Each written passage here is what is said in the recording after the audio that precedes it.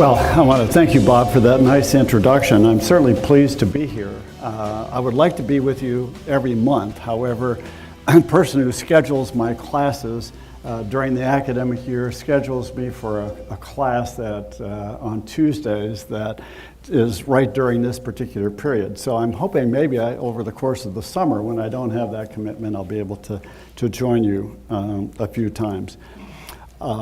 If you read the newspaper, maybe you've seen the movie God Is Not Dead, the first one, and now just recently the second one. You know, the campus is not the most welcoming place for people who have Christian faith. If you are a Muslim or from some other background, it's a little different. And so one can get very concerned about what goes on the campus, and particularly if you have children who are on the campus or are about to go on campus. You have good reason to be concerned because it's a very hostile environment for young people of faith. But I want to give you some hope, and I also want to present to you some opportunities that you may have. You may want to choose to follow up in terms of getting involved in some of the activities on campus. As Bob suggested in his introduction, I got on campus not in the traditional way. I have a former colleague, Roger, over here, who went the more traditional way. I came here through Washington, D.C. I wanted to give you a little bit of background here in terms of my experiences. As Bob mentioned, I was born and raised in Minnesota. I went to college just down the road, lived at home, went to the University of Minnesota. While I was at the university, I started taking economics, and the more economics I took, the more I liked, and I particularly liked monetary economics. And when I was a senior, I was encouraged to apply to graduate school. I did. I had the opportunity to go to the University of Chicago in economics. I didn't realize what a great experience that was going to be until afterwards. And as I look back, at the time I was there, Chicago was the golden age for Chicago, perhaps the golden age for economics. And little did I know that among my professors and other professors on campus, there would be so many Nobel Prize winners in economics. So it was a very, very rich experience. I might also point out that when I was growing up, I grew up in a family that went to church on a regular basis. I have never really, over my life, as I go back and reflect on it, I've never doubted the existence of God. But as I was growing up, I was interested in other things. And so I did attend church, but Christ was not at the center of my life. After I finished graduate studies, I went back to Minnesota to be a professor for a few years, and then I got a call from Washington, D.C., wanting to know whether I'd be interested in coming to the Federal Reserve Board as a research economist. And so at that point, monetary economics was my passion in terms of academic pursuits, and this opportunity opened up, and so I just couldn't turn it down. So in 1976, I headed off to Washington, D.C. And I worked for 30 years at the Board of Governors in Washington, D.C., and every day was just a delight. It was just like a kid in the candy shop, being able to work on the kinds of things that I really loved and enjoyed. And as my career was unfolding, I was kind of moving from being a research economist more into the policy process. And when I was in the second half of my 30s, I faced a health problem. I had a serious back problem and it required surgery. And I remember on the eve of the surgery, just really being scared. I was physically very active, and I was thinking, particularly in those days, this kind of surgery isn't foolproof. The failure rate is significant, and what's going to happen. And I just remember just really being worried that night before, and going to Christ in prayer and just feeling a calming presence, feeling the presence of Christ and the calming. And anyhow, it turned my life around. And I would have to say that I've been a work in progress ever since. But Christ has been at the center of my life. And among the things that I was very fortunate to do, in addition to being involved in the monetary policy process, was to provide technical assistance to other parts of the world. And among the places I was invited to go to and spend some time was China. I went in 1988 to the People's Bank of China, as well as People's University in China, to be a professor there for about a month. In 1992, I became a resident advisor for a period of time at the Central Bank of Russia just after the fall of the Soviet Union. And for many of you can probably share this with me. I grew up thinking that the most likely cause of my death was going to be a nuclear bomb launched by the Soviet Union. And then all of a sudden the Soviet Union collapsed, and an opportunity came up to go to the Soviet Union and help them. And I just couldn't turn that down. So it was a wonderful experience. It didn't work out quite the way I wanted to. And I realized that there was a burgeoning Christian community as well in Moscow. So, and then about 10 years later, the U.S. was about to enter into a conflict with Iraq. I was asked whether I would be a part of a small team of people over at the Treasury Department to work on the rehabilitation of the financial and monetary sector of Iraq.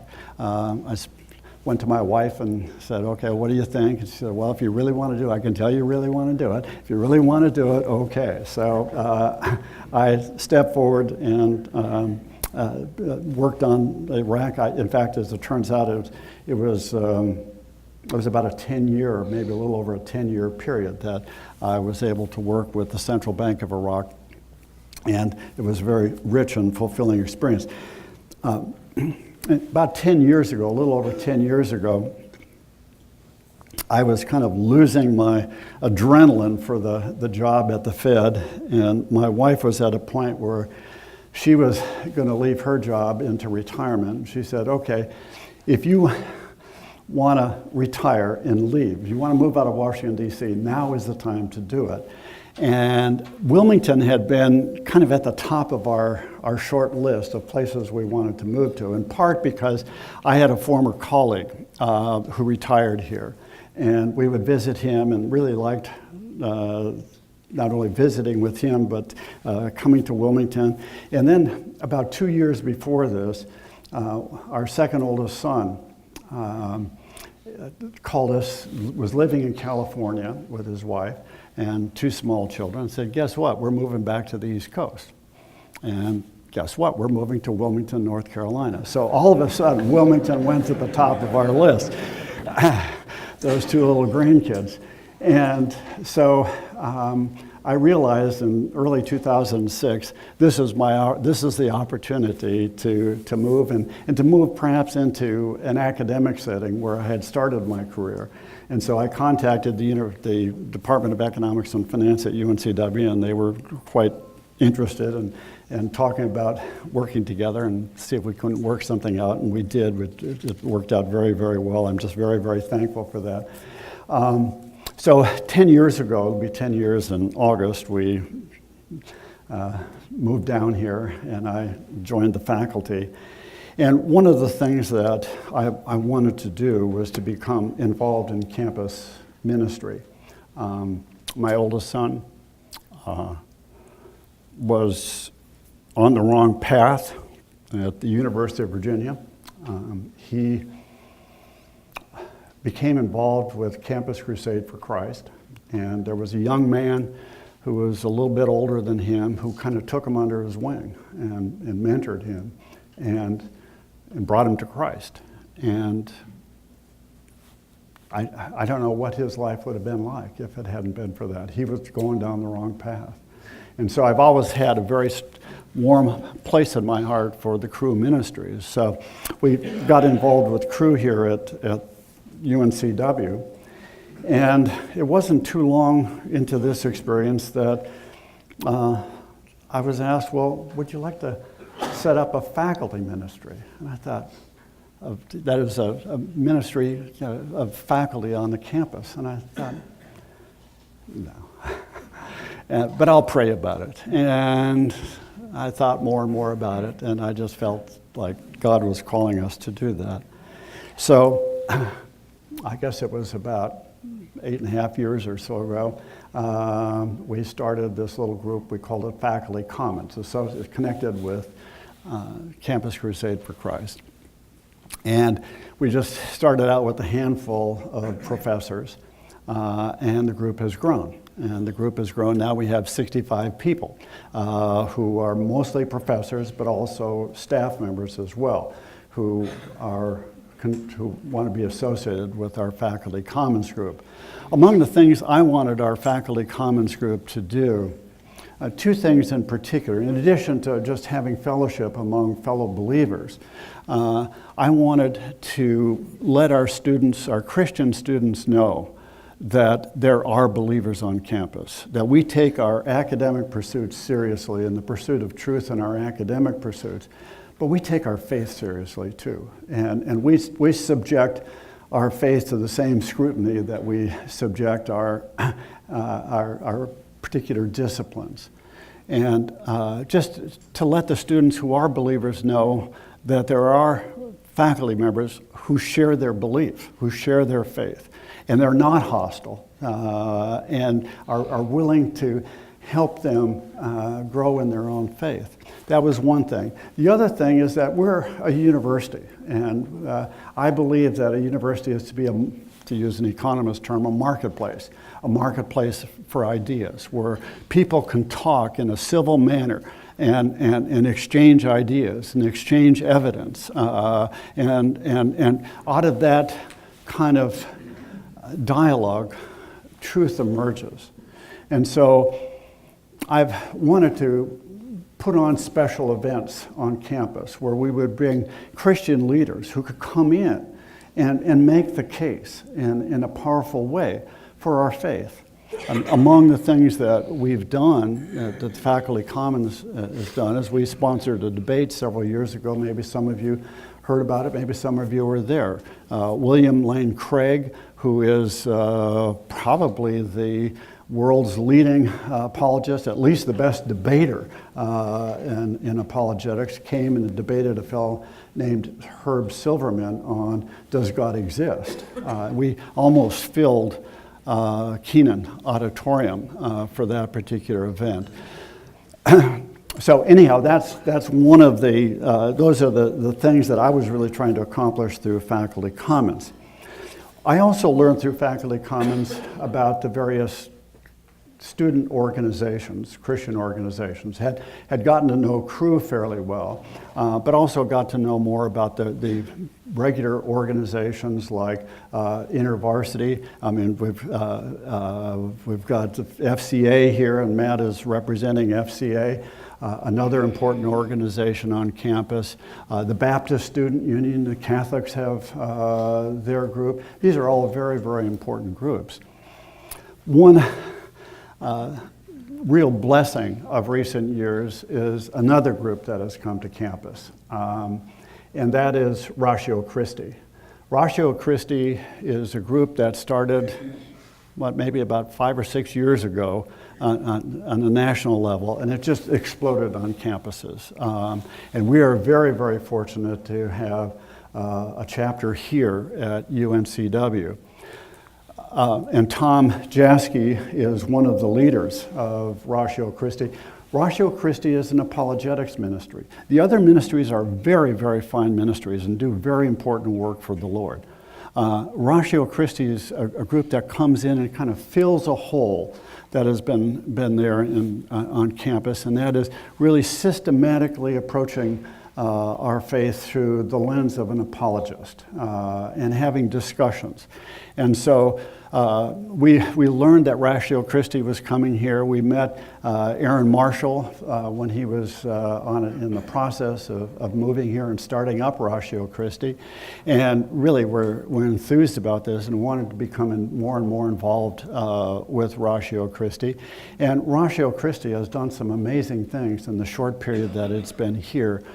Not only on the university campus. I mean, they have sponsored events. For example, just about a month ago, there was a debate between a Christian apologist and an atheist about what Christianity or atheism, which makes more sense. I guess we maybe filled up about half of Lumina Theater with people who came out for that particular event. Last night, Ratio Christi meets every Monday night. Last night, they invited 2 Mormons to come and present their belief and to begin a dialogue with Mormons. And it was very clear when it was all over last night that there was an agreement to continue this dialogue. And when you have the truth on your side, you know what's going to happen as an outcome from all of that. In addition to the great work that they're doing on campus, and one other thing is Warner Wallace, who wrote the book Cold Case Christianity. And if you go see God's Not Dead 2, he appears as himself on the witness stand. But anyhow, J. Warner Wallace came here a couple of years ago and talked about his coming to Christ as through his investigative techniques. And so one other thing I'll mention about both Tom and Aaron, both Tom and Aaron are lawyers. They were trained as lawyers.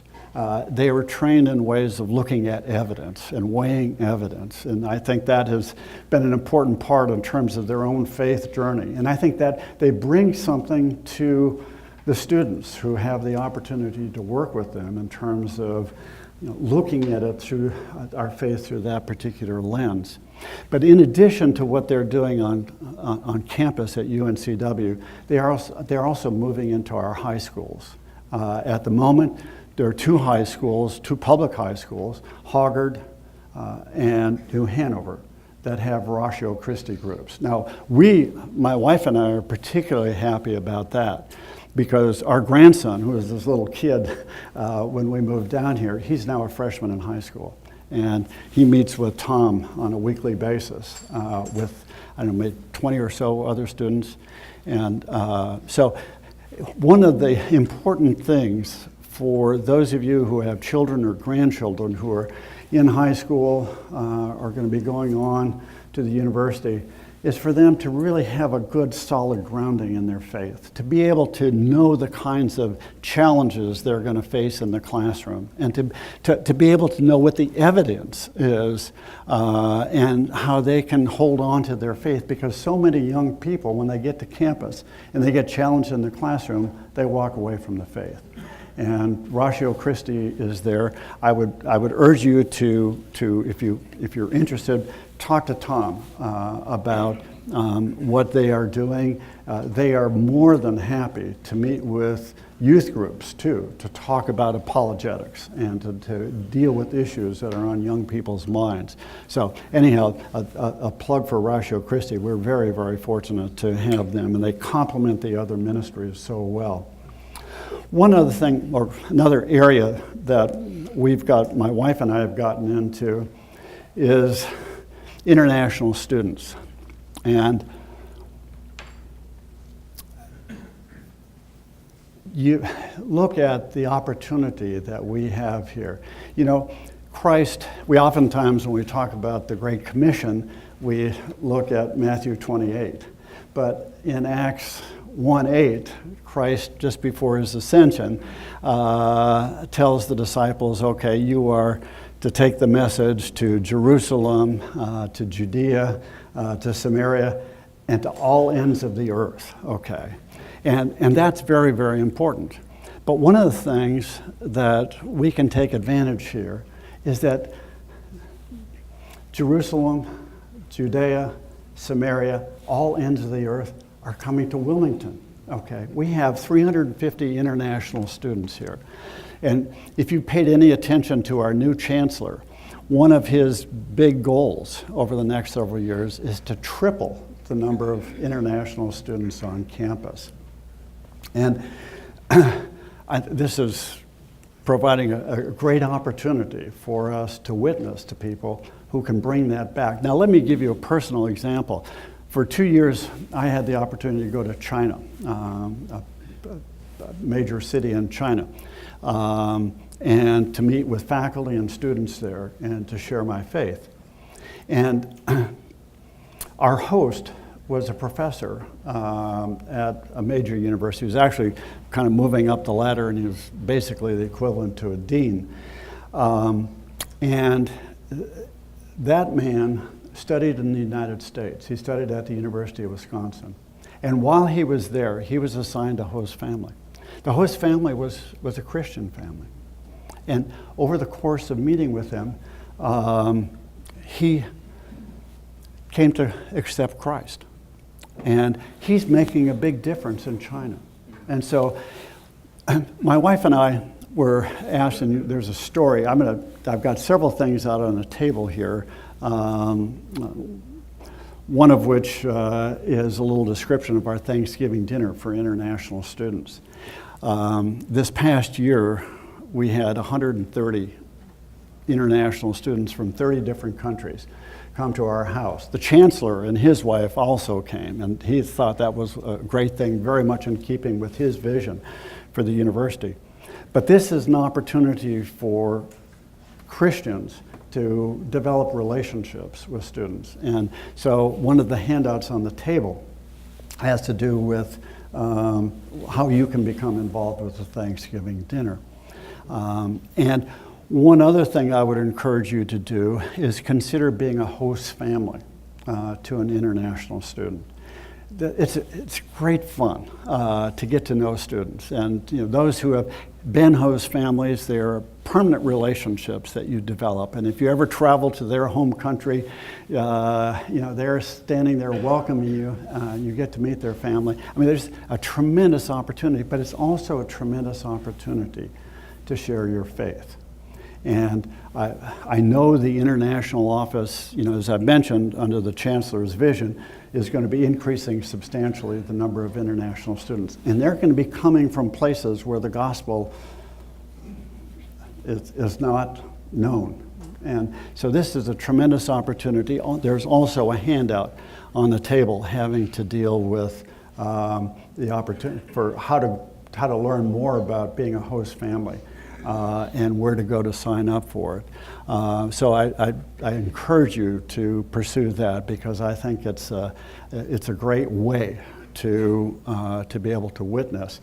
And one other thing I'll mention, or two other things I want to mention, is the Perspectives class. I don't know if any of you are familiar with Perspectives on the Global Christian Movement. It is a tremendous course. It's a 15-week course. A friend of mine, David Vreeland, has been heading it up. He holds it on campus because he wants it available to students. And when you go through that course, you understand that there are several underlying themes in Scripture, from Genesis to Revelation. And one of those is God's heart for Him being shared to all people. And you can see the thread throughout the Gospels. And Perspectives gives you a much better understanding and gives you many ideas for how you can, even here in Wilmington, how you can be a part of reaching the unreached peoples around the globe. So that course will be starting up in August. David has some brochures that we've placed out on the table as well. And then finally, something that Ratio is, along with David Vreeland, are going to be putting on. There's a flyer on the table as well. And it is the Secret Church, which is coming to the campus, to Lumina Theater, on the 29th of this month. The Secret Church, basically, the idea is that many Christians around the globe can only worship in secret. And hopefully that's not coming to the United States, but I think there's a threat that may happen here as well. But it's an opportunity to better appreciate what our brothers and sisters in other parts of the world have to go through to be able to worship our God. And this particular one, David Platt, who many of you may have heard of, is going to be leading this. And the theme this year is a global gospel in a world of religion. So it's going to be held on the 29th on campus, the Lumina Theater, starting at 6:30 p.m. And you can pick up a flyer and take it and invite your friends, invite your family to that event. So anyhow, God is at work. I don't think God knows what he's doing, and things are happening as bleak as they may seem at certain times.